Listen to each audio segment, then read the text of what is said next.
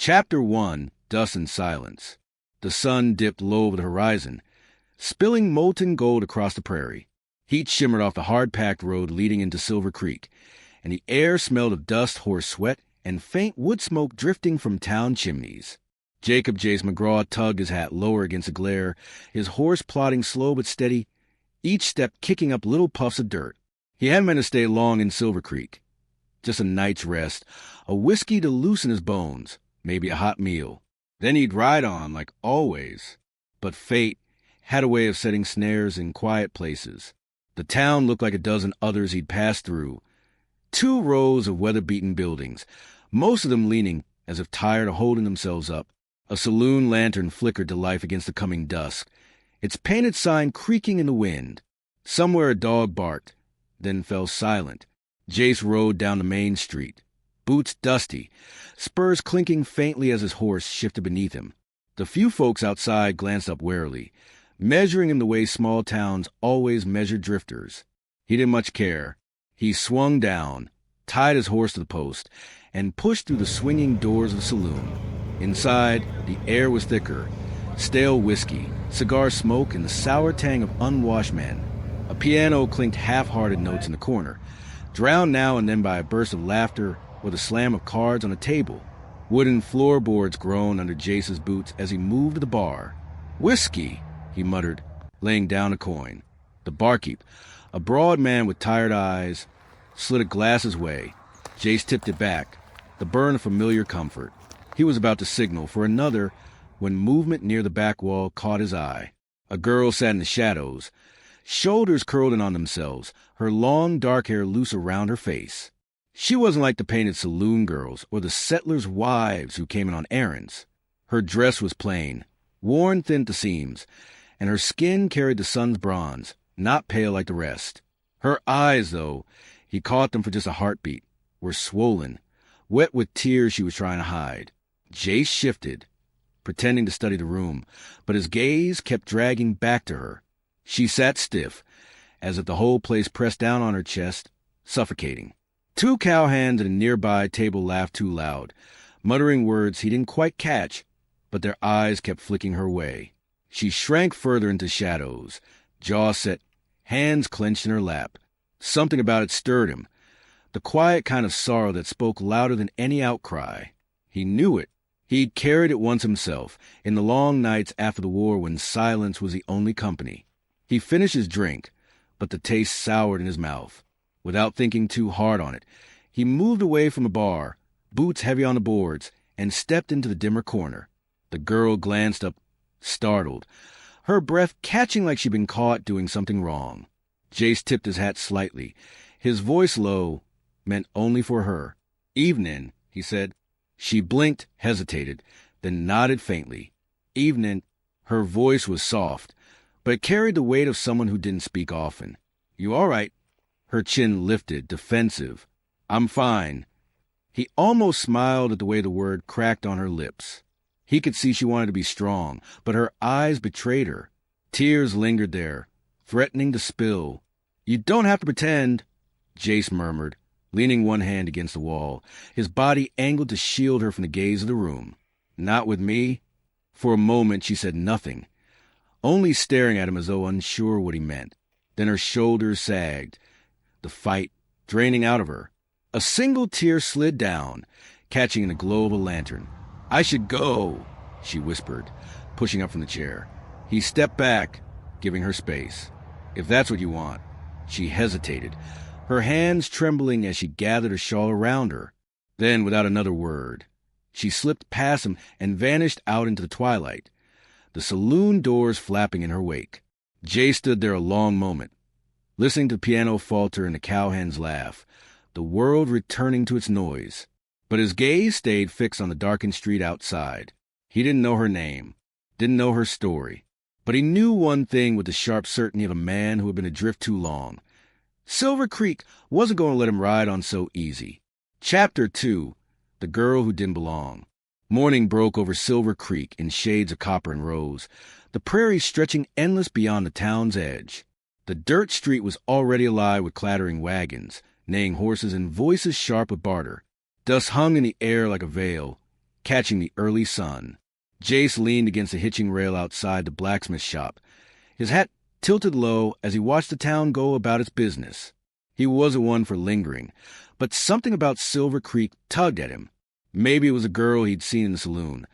The way her eyes held pain deeper than words. He spotted her again that morning outside the general store. She stood with a sack of flour hugged tight against her chest, her shawl pulled around her like armor. Two women exiting the store cast her a look that made her stiffen. Their whispers carried sharp on the dry breeze. Don't know why they let her linger here. She's trouble. You'll see. The girl kept her chin lifted, but her hands whitened on the flour sack.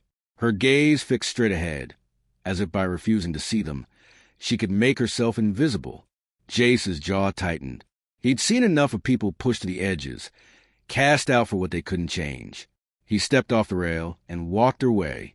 Spurs jingled with each measured stride, drawing eyes in the street. The women clammed up, suddenly very interested in their baskets, though their stares followed him all the same. The girl noticed him too late. She nearly bumped into him at the bottom step. The flour sack slipped. He caught it one-handed before it hit the dirt. "Careful there," he said, steadying it against her arms. She looked up, startled. Her eyes were a storm, dark, guarded, but undeniably alive. Recognition flickered. He was a stranger from the saloon. "You," she murmured. "Me," Jace answered simply. He set the flour back into her grasp, his fingers brushing hers just briefly. "Figured I'd see you again." She shifted her weight, uneasy. "You shouldn't talk to me. Folks won't like it." He gave a half-smile, not unkind. Never been much good at doing what folks expect. Her lips pressed thin, though her shoulders loosened the slightest bit. She glanced down the street, where the women still lingered, eyes sharp as knives. "They say things," she admitted, voice tight. "They think I can't hear, but I do." "I heard 'em," Jace replied, tone low but edged. "Don't mean they're right." For a heartbeat, silence hung between them, broken only by the creak of a wagon wheel rolling past. Then she drew her shawl tighter and shook her head. "You don't know me," she said. "Better to leave it that way." Jace studied her, really studied her. The weariness in her eyes wasn't from sleepless nights alone. It was the weight of a whole world pressing down. He saw pride there, too, the kind that wouldn't bow no matter how many whispers chased her. "Maybe I don't know you," he said softly, "but I can see you're carrying more than any one person should, and you don't have to pretend with me." Her breath caught. She looked away quickly, as though afraid of what might spill out if she met his gaze too long. At last she said, almost under her breath, "My name is Ayoka." The word lingered on the air, delicate yet strong. Jace tipped his hat. "Jace McGraw." She nodded, clutching the flower like it was her last shield. "Thank you," she whispered. "For what?" "For not looking at me the way they do." He didn't answer right away. Instead, he stepped aside, letting her pass if she chose. She hesitated, eyes flicking back to him once more. Then she moved on, her figure small against the glare of the morning sun, her shawl trailing dust. Jay stayed where he was, watching until she disappeared down the street. Something in him shifted then, as sure and steady as the turning of the earth. He'd come to Silver Creek planning to keep to himself, but that girl, the one the town shunned, had cracked open a door he thought he'd shut long ago, and he wasn't sure he could close it again. Chapter 3, Whiskey and Warnings. The saloon doors groaned as Jace pushed them open that evening, the familiar smell of stale beer and tobacco smoke rolling out to meet him. Inside, the air was thick with noise, boots stomping on warped planks, the shrill laughter of a painted girl draped over a gambler's arm, cards slapped hard on the tables. The piano man banged out a rowdy tune that struggled to keep pace with the chatter. Jace crossed the floor slow, his spurs chiming with each step. He wasn't here for trouble, though trouble had a habit of finding men like him. He ordered whiskey, then leaned against the bar, letting the shadows of the room wash over him. He didn't notice Ayoka at first. She was near the far wall, sweeping up broken glass with a ragged broom, her dark hair falling across her face. It struck Jace like a knife. Someone like her, proud and quiet, reduced to cleaning up after drunk cowhands too mean to pick up their own mess. A voice carried over the din. Don't know why the boss lets her stay. A ranch hand sneered from a nearby poker table, loud enough for all to hear. Ought to run her off like the rest of her kind. His partner chuckled, flicking a card onto the pile. Ain't she something, though? Shame all that pretty's wasted on an Indian girl. Bet she's wild, though. Wild as the hills. Laughter rippled through the table. Jace's jaw set. His hand tightened around the glass, the whiskey sloshing. He didn't move right away, but his eyes found Ayoka. She kept sweeping, her back rigid, her chin angled down as though she stayed small enough, invisible enough, the words wouldn't sting. But her knuckles were white on the broom handle. The ranch hand spoke again, meaner this time. Tell you what, I seen her linger by the creek. Might be she's just waiting for a man brave enough to. The rest of his words were cut short by the scrape of Jace's chair as he stood. The saloon seemed to tilt toward him, conversations dropping into uneasy silence. He walked slow toward the table, each step deliberate, boots thudding on the warped boards. The card player looked up, smirking. Well, the drifter's got ears, huh? Don't tell me you're sweet on her. Jace's shadow fell across their table. He said nothing at first, only stared down at the man until the smirk faltered. Then, voice low and even, he said, You'll keep her name out of your mouth. The man barked a laugh, but was thin, shaky around the edges. Or what? Jace leaned just a little closer. Or you'll find yourself Chaywin dust before you finish your drink. The saloon had gone near silent now, only the piano fumbling uncertain notes before petering out. The barkeep's hand hovered under the counter, ready to grab the scattergun kept there. The ranch hand's chair screeched as he shoved back and stood.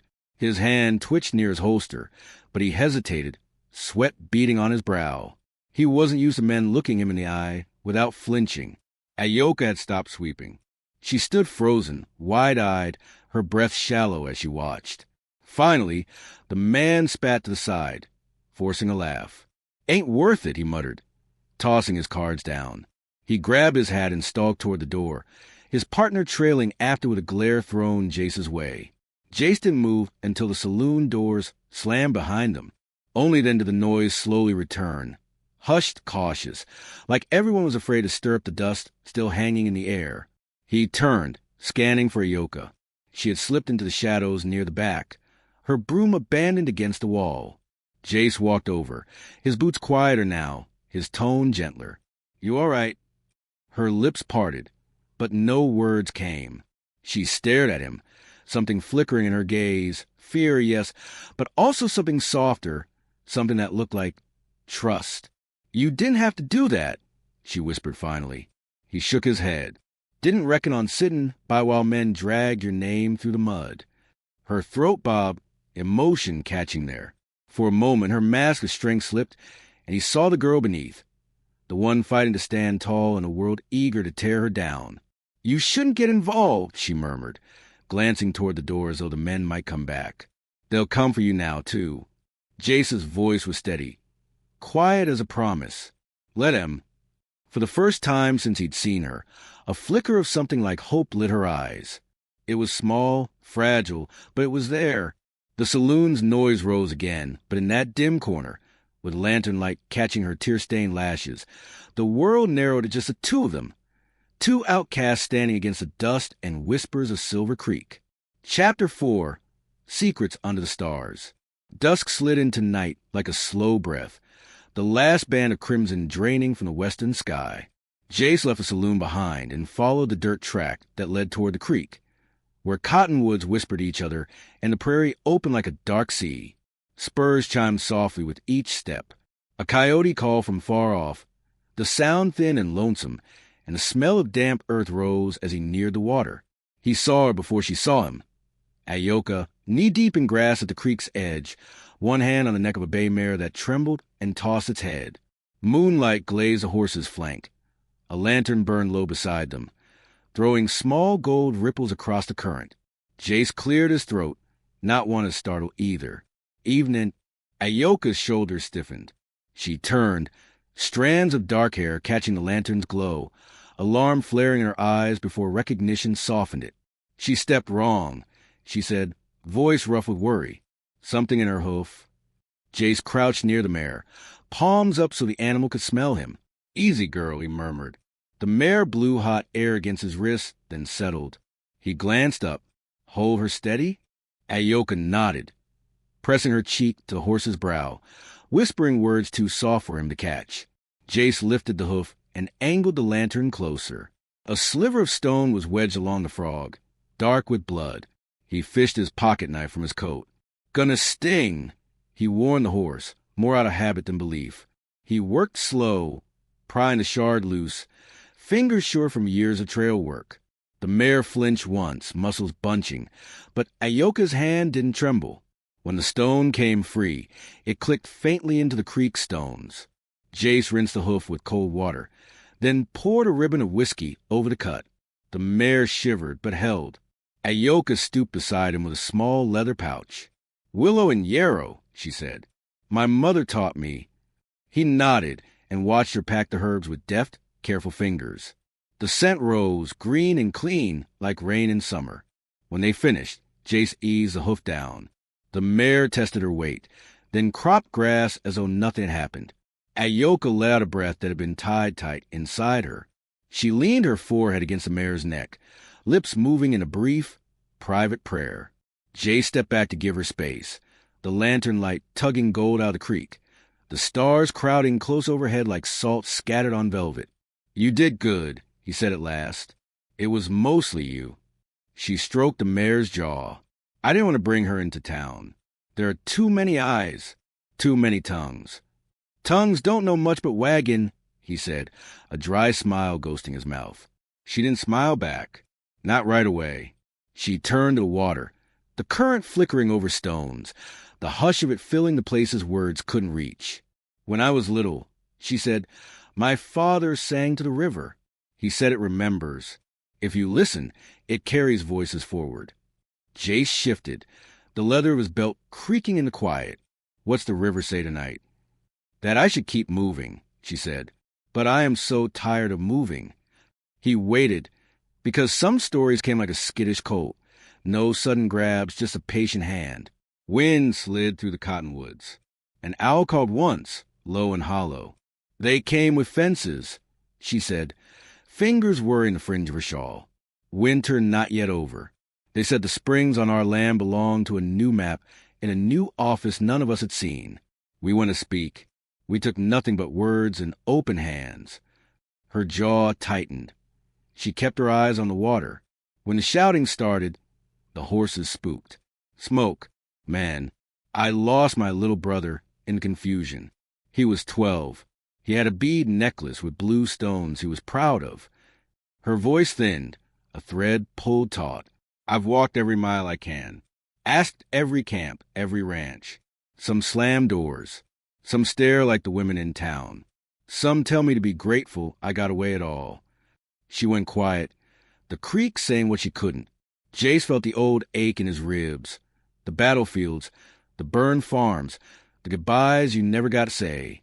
He took his hat off and held it against his thigh. "I'm sorry," he said, the words plain, nothing borrowed about them.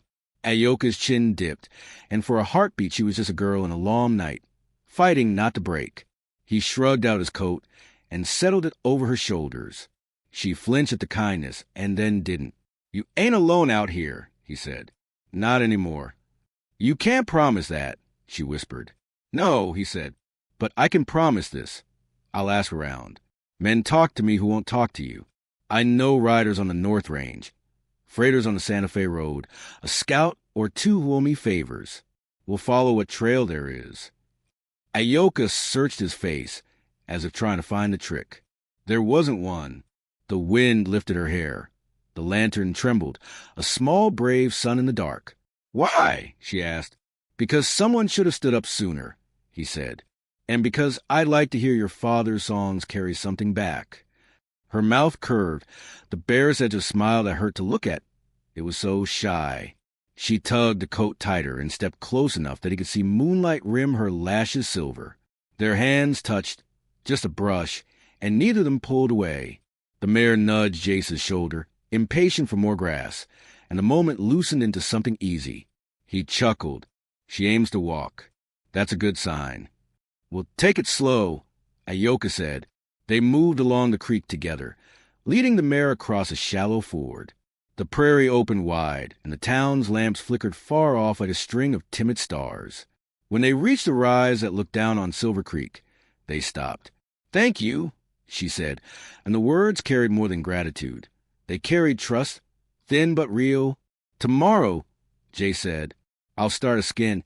She nodded, then broke away toward the shadowed path, the coat still around her shoulders, the lantern a moving ember in the grass.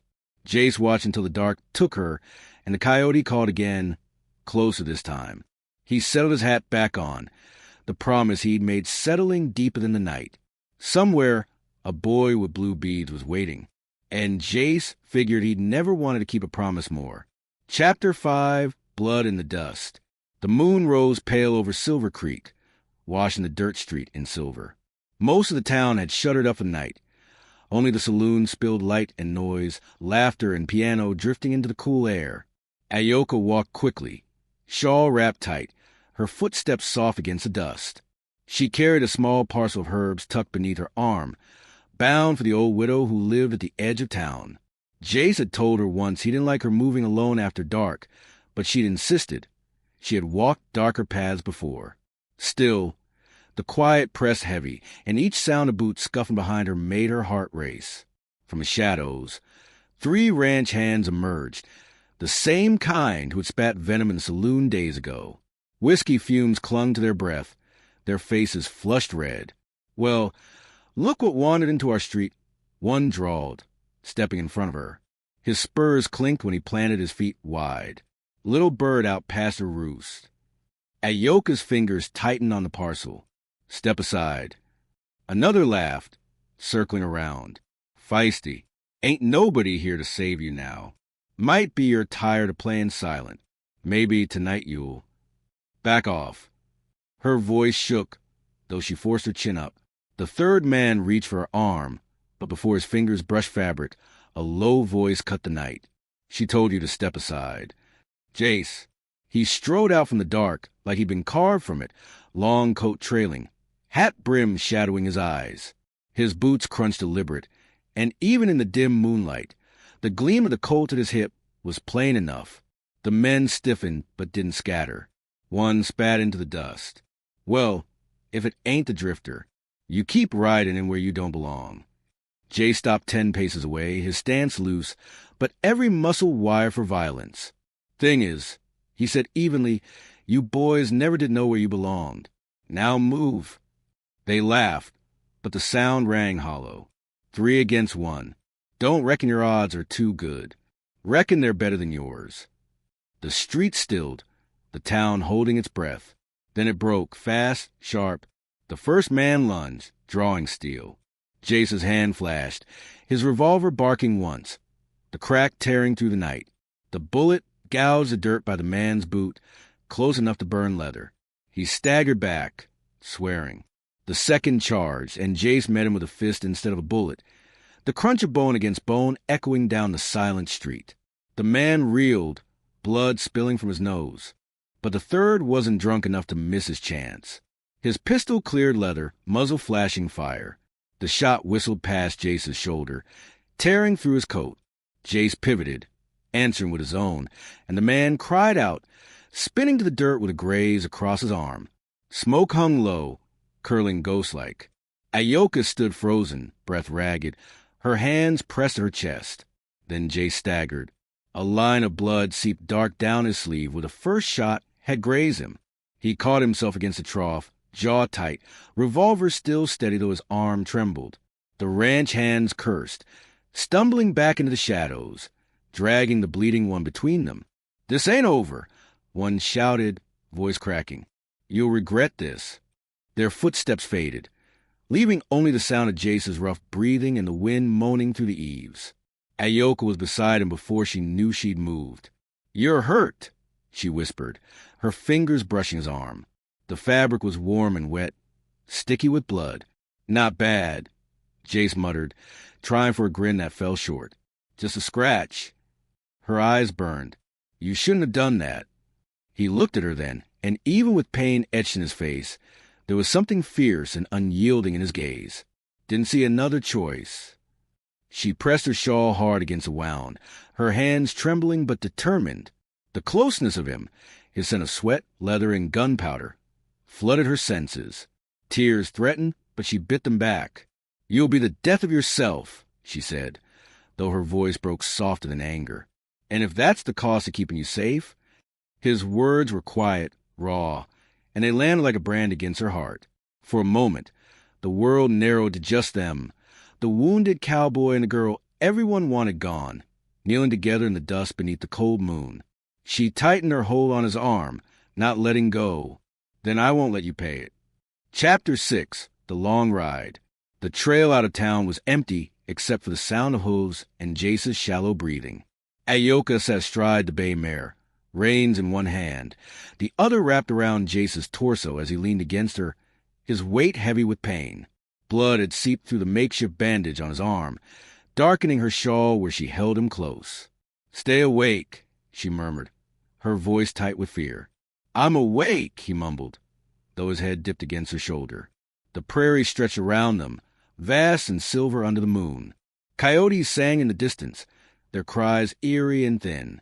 Wind carried the scent of sagebrush and dust, and each mile felt longer than the last. She urged the mare forward, whispering to the horse, to Jace, to herself. At last, the cabin appeared, a squat, weathered structure tucked against the cottonwoods by the creek. Smoke no longer rose from its chimney. The widow who once lived there had passed on, leaving the place abandoned. Ayoka slid from the saddle and half-dragged, half-guided Jace through the door. Inside, the cabin smelled of old wood and dust, but the hearth was still intact. She eased him onto the narrow bed, his boots thudding against the floorboards. He hissed, gripping the edge of the mattress. "Don't look at me like I'm dying," he muttered, trying to find his grin. Her eyes flashed. "You bleed like a man who wants to." He chuckled, but it broke into a wince. She turned away, busying herself with the fire, gathering what little would lay stacked in the corner. Soon the flames crackled, filling the cabin with warm orange light. Shadows flickered across the rough-hewn walls, painting them in movement. She brought water from the creek, her fingers numb from the chill, and set to work. "Hold still," she said. Jace obeyed, though his jaw clenched as she peeled back the blood-soaked bandage. The wound was deep but clean, the bullet having grazed through muscle without shattering bone. Relief shuddered through her, though she didn't let it show. She ground yarrow and willow bark into a paste, pressing it into the wound with steady hands. He hissed and muttered, "Your touch is gentler than the doc's ever was." Her lips twitched, though she kept her gaze down. "Don't talk." "Can't help it. You look like you'll break if I don't." Her hands paused. She glanced up at him then, the firelight catching his eyes, blue sharp, but softened by something she didn't have a name for. Heat flushed her cheeks. She finished wrapping the wound tight, then sat back, wiping her hands on her skirt. "You saved me," he said. "You saved me first," she answered, voice quieter than the fire's crackle. For a moment, silence stretched between them. Then, unexpectedly, Jace laughed low in his throat. "Reckon that makes us even." It startled a laugh out of her, too, thin, shaky, but real. The sound filled the cabin like something sacred. He lay back against the pillows, one arm draped over his chest. "Tell me something," he said. "What?" "What do you dream of when you let yourself?" She looked at the fire, her face softening. "Peace. A place where no one looks at me like I don't belong. Maybe a garden, a horse of my own. Maybe," she trailed off, "maybe a family again." The longing in her voice tightened his chest more than the wound did. "Sounds like a fine dream." "And you?" she asked, eyes flicking back to him. Jace exhaled slowly. "Land. Cattle. A ranch to my name. No gun at my side unless I want it. A porch where I can sit come sundown. And no, I ain't drifting no more."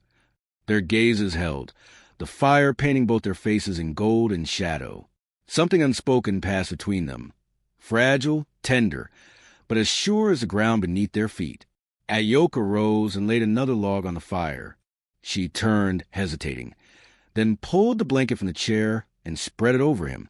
When she leaned close, he caught the scent of wild sage in her hair. "You'll mend," she said, her hand brushing his good shoulder, lingering there a moment longer than it needed to.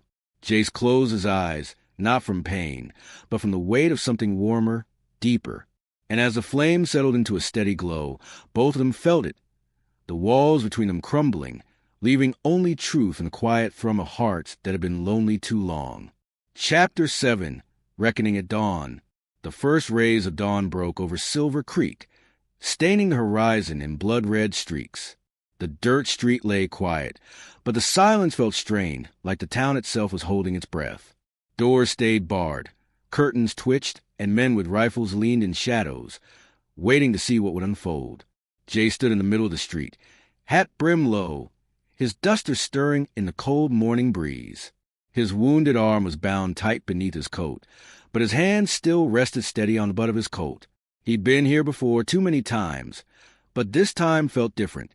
This time, it wasn't just his life hanging in the balance. From the far end of the street, the ranch hands came striding. 5 of them now, boots pounding dust, pistols glinting in the growing light. At their center walked the same man who had tried to drag Ayoka into the dirt. His eyes were meaner now, bloodshot from drink and fury. "You should have kept right in, Drifter," he called, voice loud enough to rattle the shutters. "Town don't need your kind. Don't need hers neither." Behind Jace, he heard movement, a light step, soft against the boards of the walkway. He turned slightly and saw her, Ayoka, standing there with her shawl drawn close, her chin lifted, her eyes clear despite the fear trembling in them. "You shouldn't be here," he muttered, low so only she could hear. "I won't hide," she answered, her voice steady, the wind tugging her hair loose. "Not anymore." For a moment, he wanted to argue, to tell her to run, but the fire in her gaze stopped him. She wasn't the broken girl sweeping up glass in the saloon anymore. She was still wrapped in grace, standing beside him when she had every reason not to. The ranch boss spat into the dust. "Move aside, cowboy. Give us the girl, and maybe we'll let you crawl out alive." Jay stepped forward, boots grinding against the street, his shadow long in the morning light. "You boys had your chance last night," he said, voice calm but edged like a whetted blade. "You laid hands on her again, you'll answer for it." The ranch boss sneered. "You think you can stand against all of us?" Jace's hand hovered above his holster. "Reckon I don't stand alone." The words landed like a thunderclap when Ayoka stepped off the walkway and stood beside him in the dust. Murmurs stirred from behind windows, faces pressing closer to glass. The sight of her, proud, unflinching, shook something loose in the air. The ranch boss barked a laugh, though it rang false. A squaw and a drifter. "That's all." His men spread out, hands twitching toward their pistols. Time slowed, the sun inching higher, a crow crying sharp from the rooftops. Then motion. The first man drew, steel catching the sun. Jace's revolver cleared leather in the same breath. The shot cracking like thunder. The man spun back, his pistol clattering useless into the dust. Another raised his gun. But voice rang out. Old Sheriff Tate, rifle level from the porch of his office. "Drop it, son, or I'll put you down where you stand." The tide shifted in an instant. Townsfolk poured into the street, some with rifles, some with nothing but the weight of their presence. They'd watched long enough, and now the balance of fear tipped. The ranch hands faltered, their bravado slipping beneath the eyes of a town no longer willing to look away. "Looks to me," Jay said, keeping his revolver steady, "like you're outnumbered." The ranch boss snarled, spit foaming at his lips. But when no one moved to back him, when even his men lowered their eyes, his bravado withered with a curse.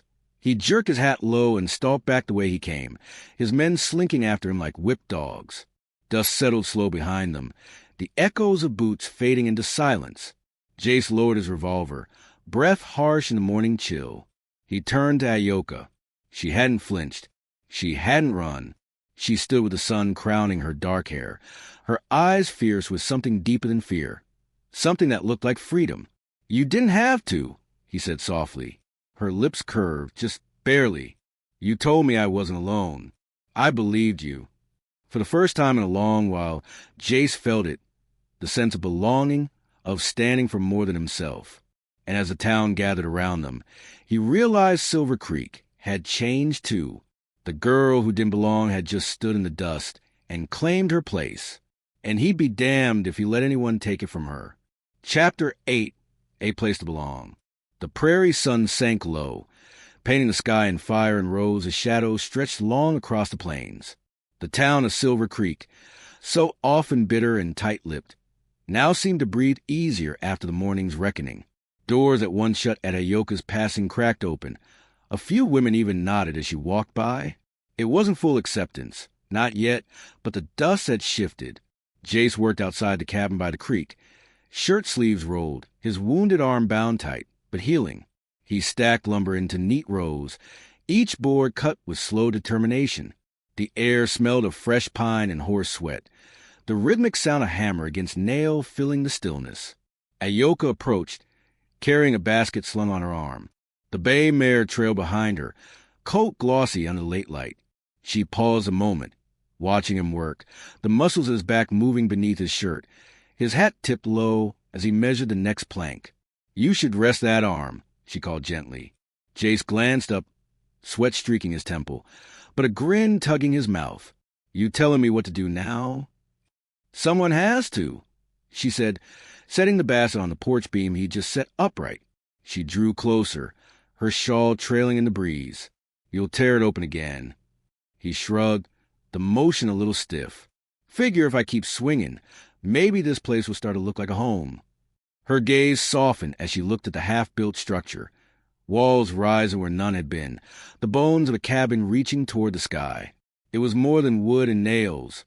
It was a promise. "You mean to stay, then," she said quietly.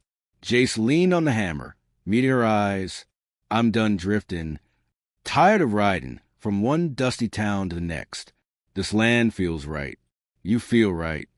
Her breath caught, and she looked away toward the horizon where the grass rolled golden in the last light. "You'll regret it when the whispers come back. When they remember who I am." He stepped closer, closing the space until the warmth of him surrounded her. His good hand tipped her chin up. "The only thing I'll regret is not saying this sooner. I want you here with me. Shawl, sorrow, stubbornness, and all. I don't care what the town thinks. Let them talk themselves hoarse." Her eyes brimmed, but she didn't look away. "No one's ever said that to me." "Well," he said softly, "I ain't no one." The truth of it hung in the air between them, as steady as the setting sun. She reached for his wounded arm, her fingers brushing carefully over the bandage. He winced, but didn't pull away. Instead, he covered her hand with his own. "You carried me through Ayoka," he said. "Not just from the street, but from years before it. You gave me something I didn't think I'd find again." Her voice trembled, but her words were strong. "And you gave me a place to stand when I thought I had none left." Silence fell, but it was a good silence, the kind filled with crickets starting their night song, with the soft rush of the creek, with a meadow lark's cry fading into dusk. Slowly, she leaned forward, and his forehead rested against hers. The world shrank to the thrum of their hearts, steady, strong. When at last they pulled apart, Jace's smile was weary but sure. "Tomorrow I'll cut more boards. After that, maybe fence the pasture." "And after that?" she asked, her lips curving. "After that." He drew her into his arms, holding her against the scent of dust and wood smoke. "We build something bigger than fences." The sun dipped fully then, setting the horizon ablaze. They stood together in its glow, two souls who had carried sorrow alone for too long. Now, side by side, they had carved out a piece of the world that was theirs, a place to belong. The sun was sinking low, laying fire across the plains. The horizon stretched wide and endless. Dust swirled around a horse's hooves as Silver Creek quieted for night, saloon music drifting faintly. Laughter carried on the wind. The long shadow of the cottonwoods reached toward the little cabin by the creek, where smoke curled steady from the chimney. Jace leaned against the porch rail, his coat hanging loose around his heeled shoulder, eyes fixed on the sky that seemed to burn just for them. Behind him, footsteps whispered soft across the boards. Ayoka came to stand beside him. shawl slipping back, so the breeze tangled through her hair. They didn't speak at first. The silence was a companion now, not a burden. She looked at the frame of the ranch rising behind the cabin. Fences stretching, walls standing firm, and then at him. "You kept your promise," she said, voice carrying like music in the hush. Jace turned, meeting her gaze with the steady calm of a man who finally knew where he belonged. He touched the edge of her hand, rough palm against soft skin. "And I'll keep on keeping it, long as there's breath in me." Her eyes shimmered, but she smiled, leaning into his shoulder as the prairie wind swept over them. Together, they watched the sun fall, two souls who walked through dust and danger to find each other, no longer outcasts, but home.